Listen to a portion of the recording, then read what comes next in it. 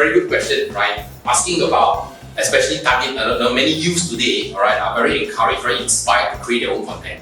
But yet, when they engage companies, when they use the content on social media, all right, exactly who owns the content? Okay, so these are questions. Sometimes people, the content creator, they don't think about it.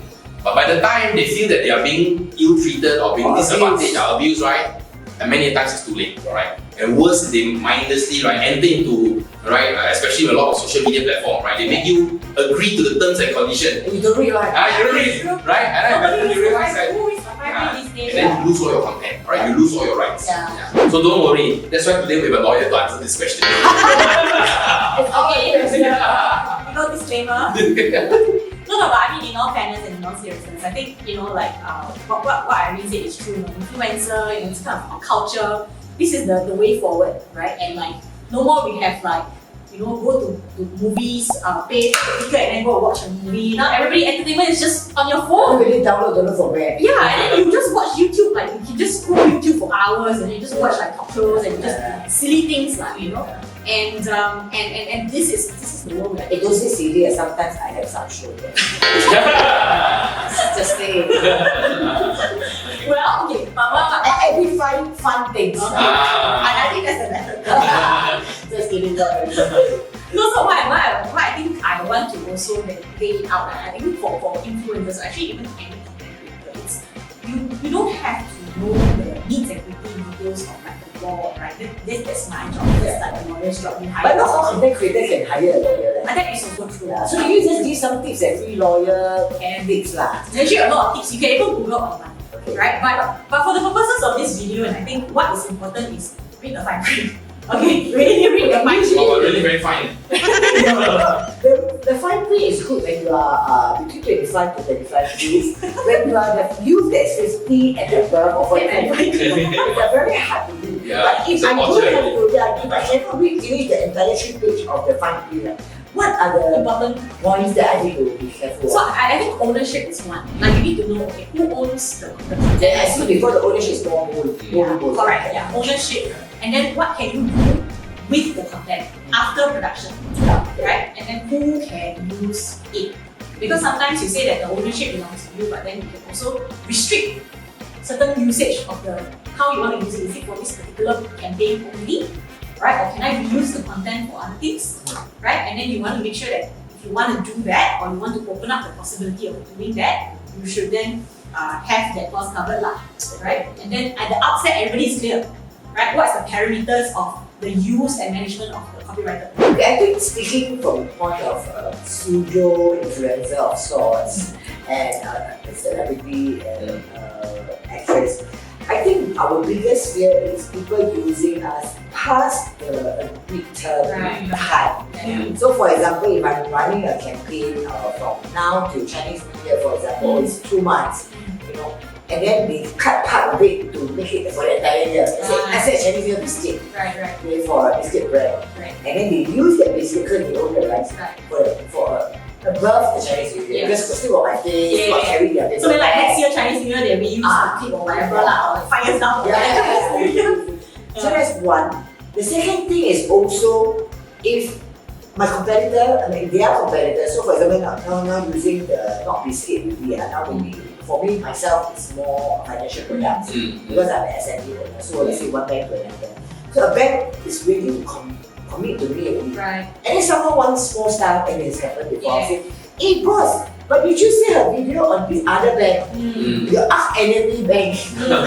Then we cancel the product. So, and actually that day, sometimes more than one is there, just a sponsor for the charity. I happen to host for the marathon, Yeah, so how do we engage even if it's charity or whatever? Should we put on hold to say this video has to be scaled or there's a watermark that says she's just hired as well? No, I think there are many ways. Those are one way, because you don't want to be seen as endorser. I also don't want to be like so weird because I support that cause. Correct. So let's say I support the heritage for humanity, right? You can have a disclaimer line, like in videos and whatnot. There's always some disclaimer line. Host Irene, or this is like I just did a legal disclaimer, right? To say that It's not legal advice. It's not legal advice. Hey, can you teach me more a disclaimer that I can put in all my projects? Actually, after this video, maybe no client. Because everything put disclaimer. But I think coming back to a point that you mentioned about, like having a video that you've done like maybe 5 years ago, I think it's important to also put down the time frame and also whether or not they can reproduce. So let's say if I see a video of like you in another 5 years ago, like then after that no more video appear already what? Unless the video is still there. they're still there lah, unless I know, yeah, for example, ABC Bank's CSR program. Right. And Sway, this new bank, the staff used to be from there, and she was part of the CSR, then she can tell the boss that, I did this CSR program for planting tree, then you're not so plant tree, then a bit like... So I think when you curate the content, I think it's also important to make sure that it doesn't look like you're endorsing. Right? If you are just merely doing it for the campaign. Right? Good tip. Yeah. So make sure your position as a content creator or as a comedian or as a singer is just for that particular year. Position yourself. Correct. Whether in your social media, Instagram or Facebook caption maybe. If possible, put it in the video itself. If not, then put it in the caption. You say, oh, I had a great time hosting this event. Would like to host more. Please contact. Please contact audrey@fly.com.sg. So I think you need to distance yourself and make it clear via the content, because content you have the power to because you are a content creator anyways. No, that's why this one is I'm not a content creator, because the event company that hire me is the content creator. Then your contract, event video. your contract with the content creator, that position must be clear. So you need to make sure, right, with the content creator that you have to make clear that you cannot be positioned looking at, for example, endorsing, or if you are not endorsing, or if you are not an ambassador, you shouldn't be portrayed as such as an ambassador. So the contents that come out of it shouldn't imply any idea of that. What other tips? What other tips in relation to content creation? Or just now you were mentioning that there are a few things you need to look out for in the contract for those content creators, young influencers. So young influencers. Because they don't have money to hire legal help, so we can give them some things to look through when they're negotiating. Not until the contract come out, but it's just when they're in the negotiating process to say, I do many cosmetic brands. Some of the influencers, they do a lot of restaurants or they do a lot of cosmetic brands. So how should they look into it? Like, why not exclusive to you? Could you put in the contract? Okay, that's a very good point.